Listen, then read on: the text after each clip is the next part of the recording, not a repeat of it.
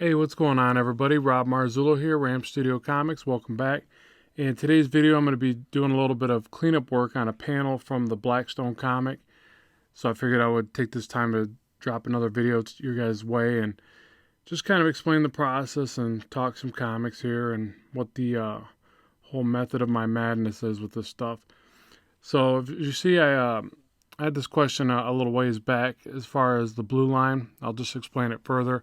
The blue is just a layer over top of the rough sketch that's fully painted in. The entire canvas would be painted blue, and I set the blending mode up top to screen, and then it colors anything below that layer blue or whatever. You could use red, green, whatever color is basically not as obstructive, so that you can draw to your next layer, the layer above it, and refine the line work a bit more. So, it's reminiscent of when I used to actually draw my traditional art in non-photo blue and then ink over top. So yeah, it just kind of gives me that traditional feeling. For all the traditional guys that like to keep the tools as, feeling as traditional as possible, I definitely recommend trying that. So yeah, so cleaning up the line work, I had a bit of a problem with getting the right feel with the leg here, the arm up top. Just sometimes I struggle with getting these sketches right, and that's actually why I decided to make this video, because I've done obviously plenty of videos where I show you just cleaning up line work and things like that, but I want to also show you that that it doesn't always go real smooth, that I constantly have to play around with certain things and mess with it till I get it right. So it's not always just like a nice smooth process where everything just comes out the way that you want. A lot of times you have to go through artist block, kind of like a writer's block, and it's a more of a mental visual thing, I guess, but where you just can't seem to draw as well, and you just can't seem to get things right, and nothing looks right, and you just kind of blah about the whole process. And it really sucks. It really makes you sit there and kind of second guess your work and wonder, what am I doing here? Am I ever going to make it? Should I give up?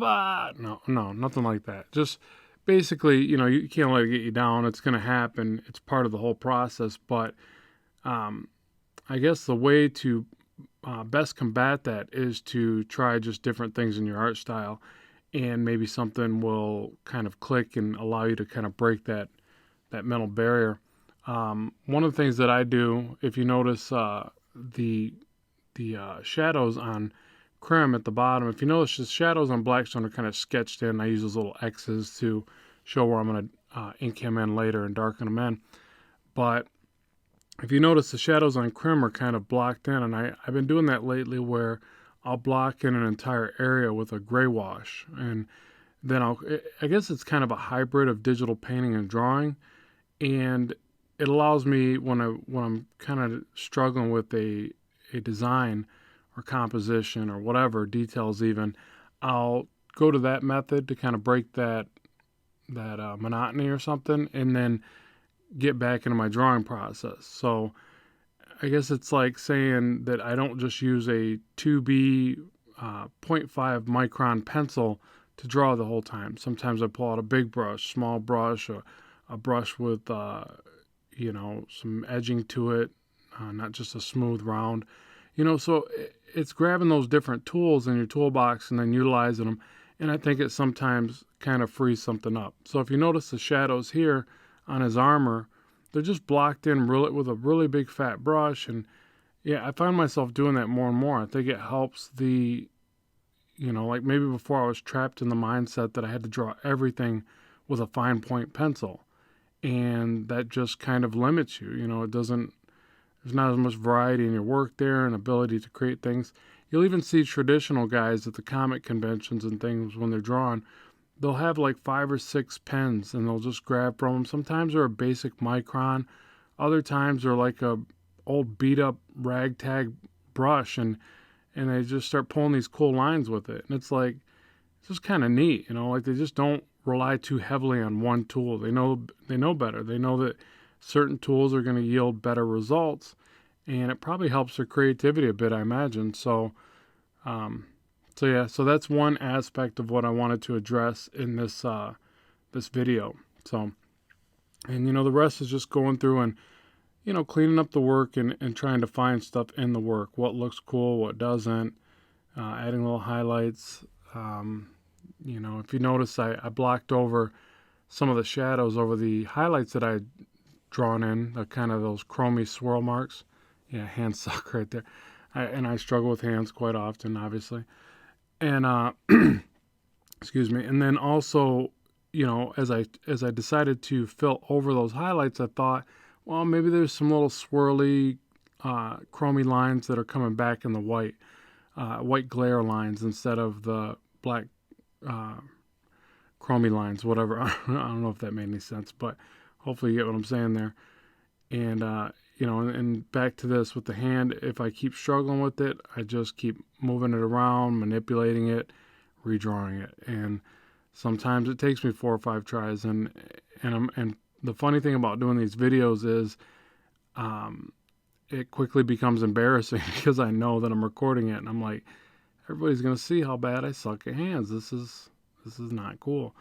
But I'm showing you because I think that it's better to show you that I don't always float right through these designs, that some of them get pretty tricky, and I bang my head against the wall until I get it. So not literally, but sometimes. Yeah, so almost done with the hand part here. Now the background, I do a similar effect where I was talking about not just drawing it in. I kept trying to draw this background and it wasn't flying. I probably should have started with the background because I intended from the very start to have a background. Oh, and a quick little note here. I draw on that border and then I lock transparency and draw the cracks in with white. I wanted this effect where the border starts out smooth and then where the impact of the kick is, maybe like it also cracks the border. I was thinking something like that, but that was a quick way to do it. So here I'm just kind of drawing in some perspective lines.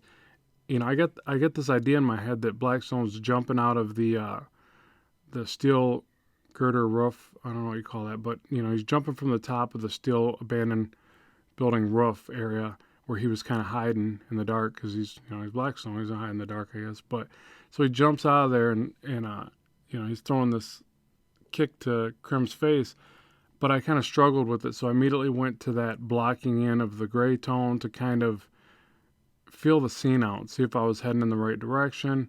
I select the overall area, paint it all in with the lighter gray.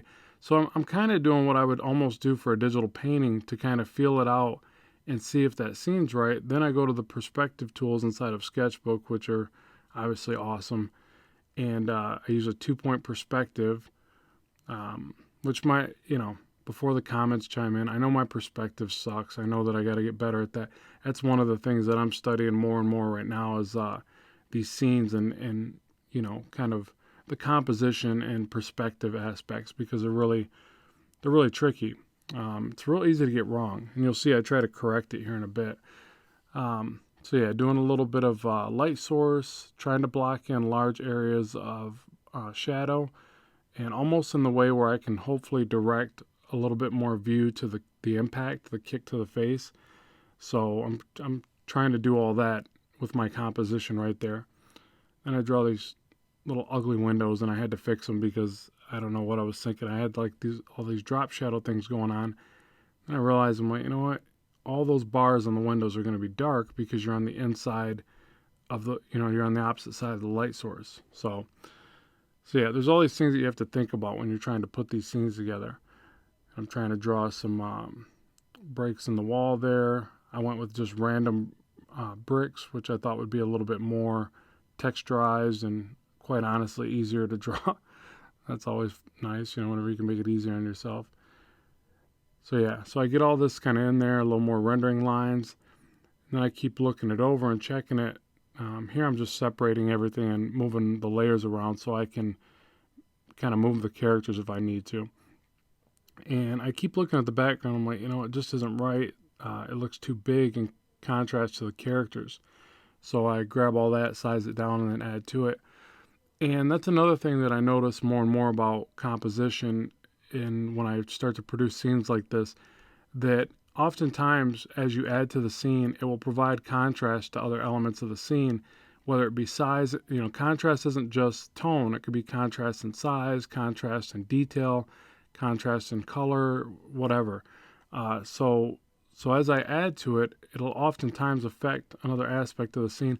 And that's probably where my thumbnails should be a bit tighter, so I don't do that as much. But I guess I just work in that fashion where I'm really open to changing things on the fly. So here I'm trying to fix those windows. I just still felt like they looked really clunky and weird, so I just end up blacking the frames altogether and doing that all in the perspective tools in Sketchbook. So yeah, so this will be the coming to the close of the sketch portion of this. I'll probably do another video where I go ahead and ink this entire thing, and then who knows, maybe even do one where I color this panel just to show the coloring process. That's about it. So I appreciate you watching and tuning in. As always, be sure to like, share, and subscribe if you don't mind. More videos are on the way, so thanks for watching. Keep drawing, keep having fun, and I will talk to you soon.